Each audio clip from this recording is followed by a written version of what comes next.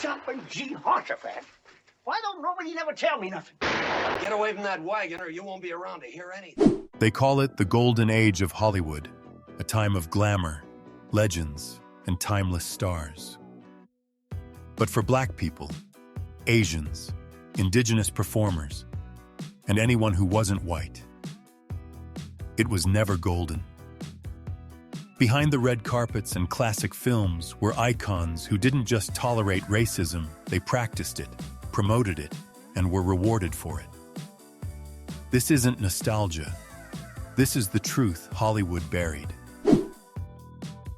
John Wayne. John Wayne wasn't just a movie star. He was the face of old Hollywood masculinity, the rugged cowboy, the fearless patriot, the man America was told to admire. From The Searchers to True Grit, he built an empire playing heroes who conquered land, enforced order, and never apologized for it. For decades, he wasn't just famous, he was untouchable. But Wayne wasn't acting out white dominance on screen, he believed in it off-screen. In a 1971 Playboy interview, he openly declared, "I believe in white supremacy until the blacks are educated to a point of responsibility." That wasn't a rumor. That wasn't taken out of context. Those were his words, proudly stated on the record. He went even further, defending the violent theft of Native American land by saying he didn't believe the United States did anything wrong. According to Wayne, indigenous people were simply selfish for trying to keep what was theirs. Colonial violence to him wasn't a tragedy, it was justified. Wayne also opposed the civil rights movement, criticized protests, dismissed women's rights, and mocked gay characters as perverse jokes. And yet, Hollywood never pushed back. Instead, it rewarded him. His name still sits on an airport. His statue still stands. His legacy is still polished and protected. People love to excuse him as a man of his time. But even in his time, his views were extreme. Civil rights were already being fought for, loudly and bravely. John Wayne didn't stand on the sidelines. He stood against it, and Hollywood kept handing him the microphone. He didn't just wear the cowboy hat. He was the cowboy white supremacy wrote its myths around. Do you think racism should be condemned? Comment 1 for yes. Comment 2 for no. Walter Brennan. Walter Brennan was one of the most decorated actors in classic Hollywood history. 3 Academy Awards, beloved westerns, a familiar face audiences trusted. On screen, he played cranky but lovable old men, the harmless grandpa, the comic relief, the voice of folksy wisdom. Hollywood sold him as safe. Off-screen, Brennan was anything but. He wasn't quietly racist. He was proudly, aggressively racist. Brennan was a vocal member of the John Birch Society, a far-right extremist group that supported segregation, opposed the civil rights movement, and warned of a so-called black uprising in America. He didn't whisper these beliefs. He lived by them. When Martin Luther King Jr. was assassinated in 1968, multiple crew members recalled Brennan celebrating on set, laughing, cheering, even dancing when he heard the news. While the country mourned a civil rights hero, one of Hollywood's most honored actors treated it like a victory. Brennan also allegedly recorded a spoken-word album attacking the civil rights movement, filled with racist propaganda. On film sets, he freely used racial slurs, harassed co-workers who disagreed with him, and labeled anyone progressive a communist. Equality to him was a threat. And yet, Hollywood never punished him. He kept working. He kept winning awards. He kept his legendary status intact. Because in old Hollywood, talent didn't excuse racism, it protected it. Walter Brennan didn't just hold hateful beliefs. He weaponized them openly and never once paid the price. Jolson. Before Hollywood had sound, it had Jolson. He was the star of The Jazz Singer in 1927, the film credited with launching the talkie era and changing cinema forever. History calls him a pioneer, a revolutionary, a legend. But that revolution came with a price, and black people paid it. Jolson didn't just appear in blackface once. He built his entire career on it. In The Jazz Singer, he plays a white man who becomes famous by painting his face black and performing minstrel songs. He sings about Mammy, exaggerates black speech, and turns black identity into a costume. And Hollywood didn't flinch. It applauded. This wasn't accidental. Jolson repeated the act on stage, on screen, and in concerts for years. He popularized minstrel dialect songs and sold caricatures of blackness to white audiences hungry for entertainment without empathy. Some defenders argue that Jolson admired black culture or helped black performers behind the scenes. But admiration that requires imitation is still exploitation. Jolson didn't open doors. He stood in front of them, wearing someone else's face, collecting the applause and the profit. The sound era of film didn't begin with equality or inclusion. It began with mockery racism baked directly into Hollywood's foundation. They gave Jolson awards. They built statues. They called him a hero. But the truth is simple. He didn't amplify black voices. He replaced them. And Hollywood made sure the lie sounded beautiful enough to last. David O. Selznick. David O. Selznick is remembered as one of the greatest producers in Hollywood history. Gone with the Wind won 10 Academy Awards, shattered box office records, and became a pillar of American cinema. But what Selznick really produced wasn't history, it was a lie, carefully polished and beautifully framed. Gone with the Wind didn't just romanticize the Old South. It rewrote slavery as something noble, gentle, even dignified. Black characters were reduced to loyal servants and background figures, stripped of pain, agency, and humanity. Selznick fought to keep it that way. He rejected black consultants, dismissed any attempt to show slavery's brutality, and labeled criticism as unnecessary politics. Behind the scenes, segregation was enforced on set. Black actors were limited to servant roles, while white audiences were carefully protected from discomfort. Selznick worked closely with Southern theater owners to ensure the film never challenged white sensibilities. He wasn't just telling a story. He was guarding a version of history designed to comfort white America, and Hollywood rewarded him for it. Selznick didn't erase slavery, he made it look beautiful enough to win awards. Cecil B. DeMille. Cecil B. DeMille was Hollywood royalty. The man behind The Ten Commandments, Samson and Delilah, and The King of Kings. He built massive biblical epics filled with morality, faith, and divine justice. On screen, he preached righteousness. Off-screen, he enforced segregation.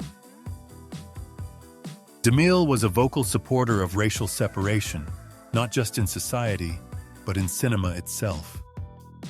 In his films, black actors were allowed only as slaves, savages, or silent background figures. Even stories set in Africa or the Middle East were dominated by white actors in brownface, while actual black performers were pushed aside or erased completely. This wasn't creative coincidence. DeMille actively lobbied against integration in Hollywood, supported studio policies that kept casting overwhelmingly white, and opposed unions that backed civil rights reforms. To him, progress wasn't morality, it was a threat. Later in life, DeMille became a central figure in Hollywood's anti-communist crusade. But communist was often just code for pro-black, pro-integration, or anti-racist voices. Those people found themselves blacklisted.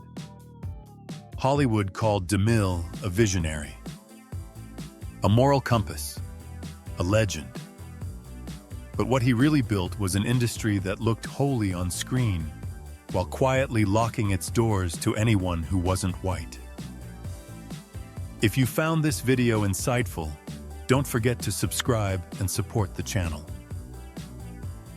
Errol Flynn. Errol Flynn was Hollywood's golden bad boy, the sword-fighting hero of Robin Hood, Captain Blood, and the Seahawk. Charming, reckless, irresistible, studios sold him as adventure incarnate, a man too wild to tame, too beautiful to question. But behind the grin was something far more disturbing. Flynn wasn't just politically careless. He was openly fascinated by fascism. Multiple biographers and FBI records suggest Flynn admired Adolf Hitler and expressed sympathy toward Nazi Germany in the years leading up to World War II. According to later investigations, the FBI kept a file on him due to his pro-German remarks and suspicious associations. A 1980 biography even alleged he acted as a Nazi informant, claims never fully proven, but serious enough to raise alarms. What was undeniable were his racist views. Flynn was known for making slurs about Black and Jewish people, mocking civil rights efforts, and treating minorities with open contempt. On set, his remarks were brushed off as part of his bad boy persona. Hollywood buried the whispers. He was too profitable to lose. Instead of consequences, Flynn received protection, praise, and a carefully managed legacy. His recklessness became branding. His politics became silence. Errol Flynn wasn't just a charming rogue. He was a man flirting with fascism, and Hollywood smiled, looked away, and kept rolling the cameras. Bing Crosby. Bing Crosby's voice defined an era. He gave the world White Christmas, sold over 1 billion records, won an Academy Award, and became one of the most successful entertainers in American history. On screen and on stage, he was warmth, comfort, and tradition, the man America trusted. But behind that smooth voice was a very different reality. According to his own son, Gary Crosby, Bing was deeply racist in private. In his memoir, Gary described a household where racial jokes about Black people, Latinos, and Jews were routine, delivered as casual humor, never challenged, never corrected. This wasn't ignorance, it was habit. Crosby also belonged to elite social circles and country clubs known for racial exclusion. He never protested it, never questioned it. His public image stayed spotless because his racism didn't shout, it whispered. And in old Hollywood, whispers were easier to protect than scandals. While others made their bigotry public, Crosby perfected the quiet version, the kind that hides behind charm, tradition, and a friendly smile. He played priests, heroes, and loving fathers, while never confronting the systems that kept others out. In old Hollywood, racism didn't need a microphone to survive. It only needed silence. And Bing Crosby's silence spoke louder than any slur. Gary Cooper. Gary Cooper was Hollywood's definition of decency. In films like High Noon, Sergeant York, and Mr. Sir, Deeds Goes to Town, he played quiet, honorable men who stood up for what was right. He didn't shout. He didn't grandstand. He represented moral strength, or at least that's what audiences were told. Off-screen, Cooper wasn't defending justice. He was defending the status quo. During the Red Scare, Cooper became one of the most influential celebrity supporters of the House Un-American Activities Committee.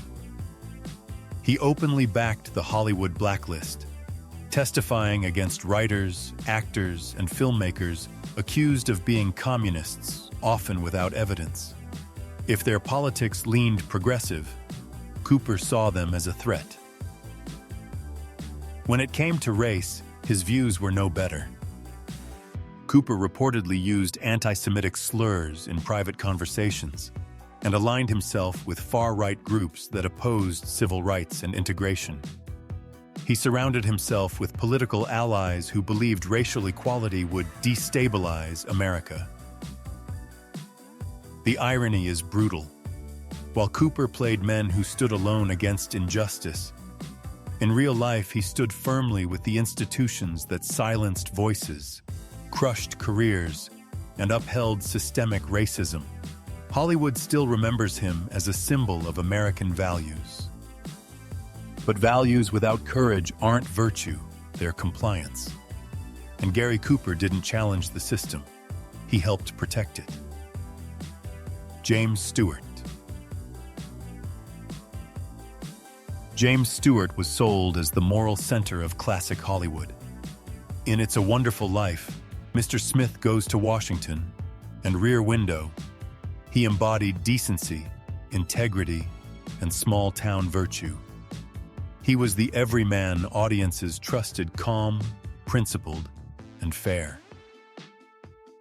But Stewart's off-screen views told a different story. Raised in an insulated, all-white environment, Stewart never truly challenged the prejudices he inherited. On the set of The Man Who Shot Liberty Valance, black actor Woody Strode later accused Stewart of making racist remarks so uncomfortable that director John Ford had to step in. It wasn't an isolated incident. In the 1970s, while starring in The Jimmy Stewart Show, insiders reported that Stewart refused to work with a black co-star, allegedly saying he didn't want a black man bossing his character on television. Behind the wholesome image was fear of losing dominance, fear of change. Politically, Stewart aligned himself with FBI Director J. Edgar Hoover during the Red Scare, quietly assisting efforts that targeted progressive artists under the banner of patriotism. Loyalty to the nation, for Stewart, often meant loyalty to the system as it was. On screen, James Stewart stood for justice. In real life, he stood still, and silence helped injustice survive. Are you a fan of James Stewart? If yes, hit the like button. W.C. Fields. W.C. Fields was one of Hollywood's earliest comedy legends. With his bulbous nose, slurred delivery, and cynical persona, he became famous for playing misanthropes who hated children, mocked authority, and drank too much. Audiences thought it was an act. It wasn't. Behind the scenes, Fields was openly and aggressively racist. He frequently referred to black people using slurs, called them monkeys, and refused to share scenes with non-white actors. He once reportedly walked off a set after a black crew member spoke to him, shouting abuse and demanding the man be removed. According to witnesses, Fields snarled, "If I wanted to hear a jungle, I'd go to Africa." That wasn't comedy, that was belief. His racism didn't stop off camera. Fields's vaudeville routines often relied on blackface caricatures, racist dialect jokes, and even references to lynching played for laughs. He mocked black, Chinese, Jewish, and indigenous people alike, But his hatred toward black people was especially personal and vicious. Even fellow comedians of the era found him cruel. And yet, Hollywood rewarded him. Major studio contracts, creative control, headlining roles. Because in old Hollywood, racism wasn't a scandal. It was tolerated, sometimes even expected, as long as the audience laughed. W.C. Fields didn't push boundaries for comedy. He pushed people down to get the laugh. Spencer Tracy. Spencer Tracy was the definition of old Hollywood prestige. A two-time Academy Award winner, 9 Oscar nominations, and half of one of cinema's most celebrated screen partnerships. He played lawyers, teachers, working-class heroes, men of reason, morality, and quiet authority.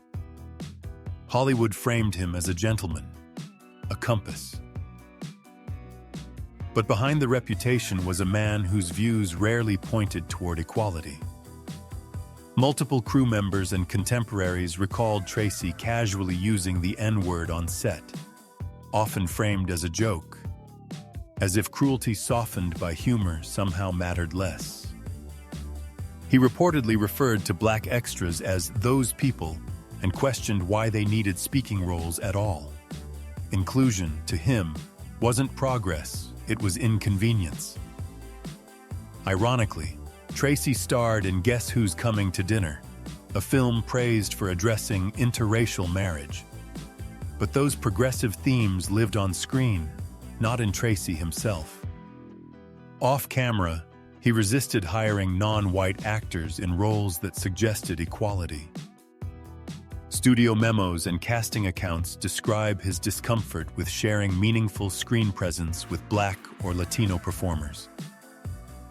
Even Katharine Hepburn, his longtime co-star and partner, later acknowledged that Tracy was very much a man of his time, a careful phrase that masked deep resistance to change.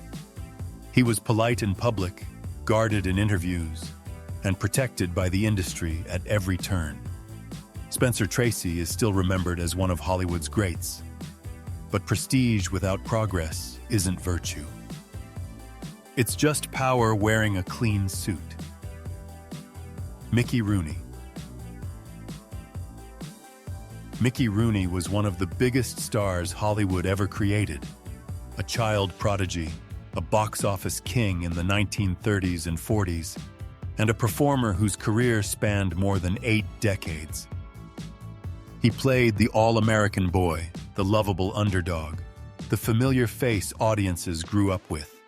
But one role followed him forever, and for good reason. In Breakfast at Tiffany's, 1961, Rooney played Mr. Yunyoshi, a Japanese character portrayed in full yellowface, exaggerated buck teeth, squinted eyes, a cartoon accent. Every racist stereotype rolled into one performance. It was meant to be funny. It wasn't. It was humiliating. Over the years, Asian American groups, critics, and even the film's director acknowledged the role as offensive and deeply wrong. But Rooney never did. He defended the performance until his death, insisting he meant no harm and blaming audiences for being too sensitive. Reflection never came. Accountability never followed. The problem wasn't just the role.